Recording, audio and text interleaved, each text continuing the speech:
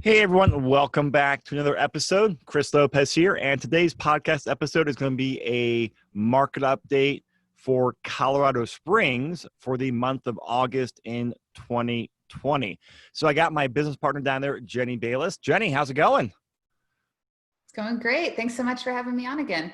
Of course. So let's talk about the Colorado Springs. I mean, the previous podcast we just published, we talked about the Denver market. So I'm really curious to kind of see what the Colorado Springs market is. My high level guess is it's pretty similar to Denver, but I want to actually get the real data from you.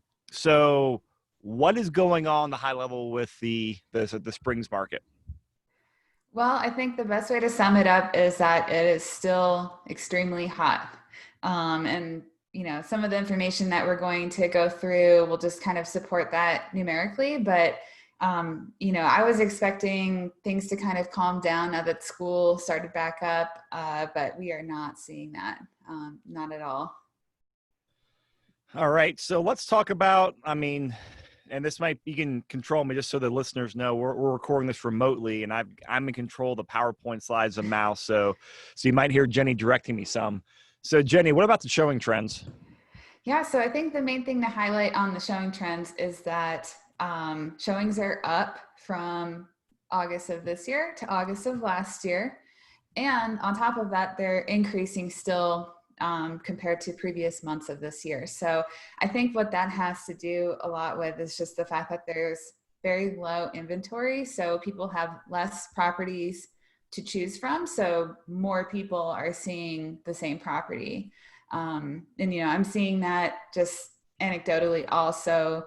To give an example, I've had some clients that we've literally, with all the COVID rules and everything, there's literally pods of agents and clients waiting outside people's homes in the driveway and the yard and the sidewalk to wait to go in. And it's just, yeah, it felt like a little bit like Disney World to get into a house to see it. So, I'm observing what this chart is reflecting, essentially.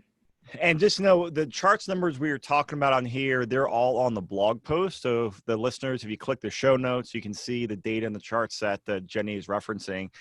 And I'm just going to describe the chart here for listeners. I mean, it is a V. This is the data that your castle collects internally for like their own listings and showings and extrapolates that data. And it started out in January that 2020 was at about 12 showings per property. And then 2019 was about just under 10 showings per property. Then March and April, it dropped at 8, then dropped to 4 in April. And then in May, it went up to 10, June's 10, July and August are right around like 11 showings per property. So it's just a giant V on what looks like for the showings. Now, what about the sales prices? Because this is, when I looked at this data, when you sent it over to me before we record this, I think you guys are seeing the same extreme wonkiness, might be the professional word to use, in sales prices. Yeah, it's crazy. So back when we recorded our Q3 State of the Market, I'd mentioned that the median price point was 360. For August, just a couple months later, it's 380, which is unbelievable to me, for it to jump $20,000 for a median price point in just 2 months. And I think that something to mention also is that there was a recent article that came out from the Gazette, which is a newspaper down in Colorado Springs, that mentioned Colorado Springs is actually slipping in terms of affordability for its residents. So meaning that home prices are increasing at a faster rate than residents' income is. So I thought that was kind of interesting to point out and congruent with this particular stat also. Yeah, it's interesting because, as you said, the median jumped up 20,000. It looks like the average jumped up like 35,000. Yeah. I'm speculating here, and you can correct me if you know this, but I'm assuming it's kind of similar to what we're seeing in Denver, where the higher priced homes, the jumbo loan market, which is above the conforming loan limits for the Freddie and Fannie Mae loans, that froze March, April, May-ish timeframe, and then started becoming more active again, I think like in May, June timeframe. And so in Denver, we're seeing a lot more of these higher priced homes selling, all the pent up demand since lending came back. And then at the same time, we're seeing a lot of the lower entry prices.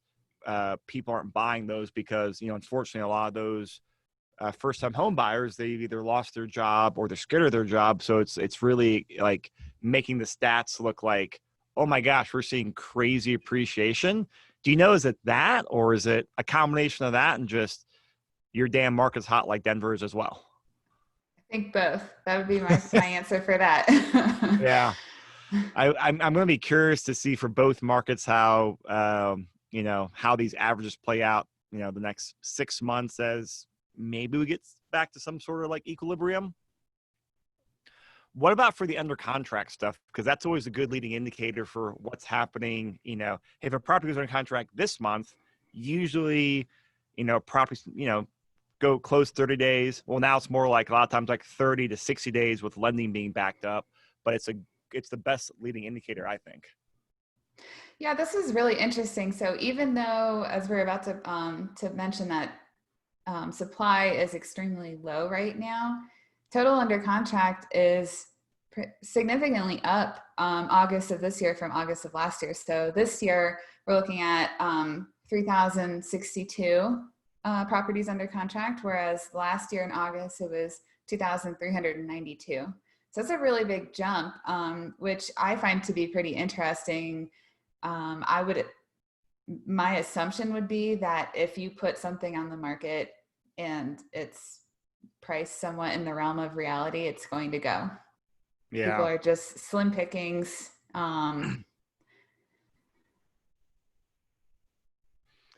Yeah. So, I mean, kind of goes with the same data, low inventory and prices going up. What about total sales volume? Even the total sales are up between August of this year and August of last year. It's not a huge difference. This year is 10,946 for the total sales year to date, compared to last year's 10,785, which I think is pretty impressive that we are up so high, especially since we had all the COVID issues in the spring. You would have thought that would have had more of an impact on the year to date totals, but apparently not. Yeah, I'm surprised by this. I kind of expected by the end of the year we would sell around the same number of total homes, but for it to be recovering this quickly, that's it's impressive for the market, but also just another, it kind of shows just how hot the market is still and how many people are out there buying and shopping. Mm-hmm. What about new listings? Because in Denver, we've seen a lot of our, we're still down like overall listings, year over year. I think that's because, some people, they don't want to trade up, or they're a high risk person. And they don't want strangers in their house, which is totally understandable. So they're probably waiting to list their house. What are you seeing in the Springs? Same thing. So we are actually down new listings this year. So we're at 1,689 for August of 2020 compared to 1842 of August of last year. So my assumptions are the same thing, is that people who have a home, that aren't in a position where they absolutely have to sell, they're not going to. They're just going to kind of wait and see for things to calm down. Oh. So yeah, and this was something you explained to me here. So now we're looking at these are all charts from PPAR, which is the MLS down in the Springs. This has two categories of all homes and existing homes, and you're actually kind of giving me the quick rundown on this before we hit record on the podcast. So explain to the listeners, like you explained to me, what this means, and we can go through a couple data points on here. Sure. So all homes would be consisting of new builds, and then existing homes would be resale. So just kind of to block them off into that, that's how the PPAR has segmented their data. And what jumps out to me here, I'm going to kind of just read both for the listeners, and you can give whatever commentary you can on here. But for the all homes, which is, with existing homes and new home, new home builds, the average sales price is up 17.3%, from 371 year over year to 435. But the active inventory is down 50% from 2,200 to about 1,000 now. And the existing homes is pretty similar to where the average sales price is from year over year from 350 to 432, which is like a 23% increase. And the median prices are just a couple percent lower than that. So, the average and median are pretty similar there. But the active inventory for the existing homes is down 56% from 1,900 to, you guys have less than 1,000 properties on the market right now at It's wild. 837. Yeah, it's absolutely wild. Wow. That is insane to me. Yeah. Wow. Okay. So you guys are a super extreme sellers market as well. Uh-huh. And then these are for, we were in the single family patio homes. That's interesting that PPAR includes patio, defines patio homes in there. Condos though, so the interesting thing here, I'm looking at the all homes, the average sales price is up about 4% and the median sales price about 9%.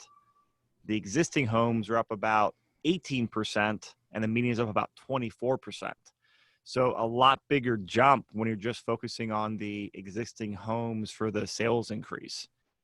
Any idea why that discrepancy is there? I know it's a tough question, but that just jumped out to me. So I'm really curious now. I'm not sure, to be honest. I don't know. But all the other stuff, active inventory is way down, days on market is down. So it's all the same trends as before. Really interesting, that divergence though. Mm-hmm. What other data do you want to talk about? Yeah, so just as you mentioned, the homes for sale, it's, you already touched on it, but it's over a 50% decrease from this time last year to last month, which is very hard to conceptualize, I think, especially when you're a buyer out there. It's very difficult to kind of approach it in that way. And then kind of similarly on that same end, the average days on market went from, let's see, we're talking 22 days on market from August of 2019 to 19 days on market of August of 2020. I believe a healthy days on market is 6 months, right? Yep. So I would categorize this as very unhealthy days on market, I guess. So it's very much a seller's market, as you've already described. Yeah. So, all of this is about the same data. So from like a high level, so the key takeaways here are low inventory, extreme sellers market. And if you want to go out there and buy, be quick and act fast, right? Mm-hmm. Exactly. Yeah. It's very frustrating for buyers, especially in that mid 300 price range, because that's typically the most in demand price point in the spring. So yeah, exactly like you said, have all your lending lined up, have, exactly what you want in mind, act quickly, put in a strong offer, cross your fingers. And I know you got quite a few properties on contract now for some of your clients and also for yourself. So you've got a couple new builds and a couple existing homes, right? Can you kind of give us the quick rundown for what you personally have under contract and just kind of what some of your clients are?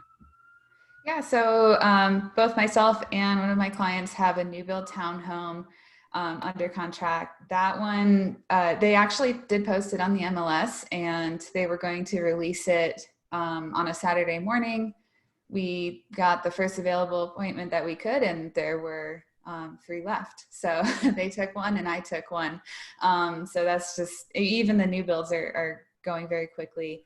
And then And real high level, what was the price point? Like, what's the price point rent HOA on those? yeah, so the price point is $250 for fully, really good condition townhome, 3-bed, 2.5 bath. Rent rate, I would say, is about $1,600. There are other similar units running for 17, but just kind of based on the time of delivery of this particular townhome, we're estimating about $1,600 for rent. And HOA is $115 a month, and that covers all the exterior. So yeah, it's a pretty solid deal, I think. Yeah, we'll definitely. I mean, once those close, we'll do some deal analyses on those. Or if you guys want to see the spreadsheets, definitely. I'm assuming they can email you, right, Jenny, to kind of get a little more details on there. Absolutely. Cool. What about Yeah. the existing homes? Because I know you've got, I think, a couple rentals and a house hack or two under contract, right? Yeah. So I have one that's is going to be owner occupied, just as primary residence, and that is 305. So that one was really hard. We had to beat out a lot of offers. Thankfully, we won it out. So hopefully, we close on that pretty soon. And then another one is a house hack. We beat out a couple offers on a duplex. So that's pretty exciting win for the client on that. Yeah, that's great. Yeah. Awesome. So I wanted to ask you that just to show that I know we kind of, since we're investors, we're, usually on the buy side, buying rentals, buying properties, buying projects, that, we give these numbers. They are a little bit dismal from that perspective. But I mean, that's the reality, and these trends aren't going to change anytime soon, I don't think. But that, hey, if you've got your stuff lined up, you're diligent about it, like you're out there wheeling, dealing, making deals happen like we are in Denver. So you can still get good deals out there where numbers make sense, especially once you take into consideration, oh, prices are up, but you know what? Interest rates have dropped so much. And a lot of times, even with the higher prices, but the lower rates, properties are more affordable now year over year. With that lower interest rate now. So don't get scared by these numbers, understand them, and make sure you're working with us or the professionals that know the game, and you still get some really good deals out there. Absolutely. Awesome. Well, Jenny, thank you for hopping on here. And as a quick reminder, we're going to start doing some Colorado Springs podcasts, and actually on our to-do list for Q4 this year, we're going to be launching a separate dedicated Colorado Springs podcast. So we're actually going to we've gotten great feedback from the initial 5 or 6 podcasts Jenny did a month or two ago with me. So we're actually going to separate out a different podcast, just focus on the Springs, and actually get a lot more data and deal analyses down there. And then if you want to get on to Jenny's 3 times a week, she's sending out just deals that she's finding because she's out there hunting for herself, clients. And so she's got an email list going that she's just sending out, hey, deals that look promising and numbers and commentary. Either email us or go to the website and you'll see across the top navigation bar, click on Springs, and then the drop down, click on Deals Email List. All right, Jenny. Well, thank you so much. Thank you. All right, everyone. Have a great day.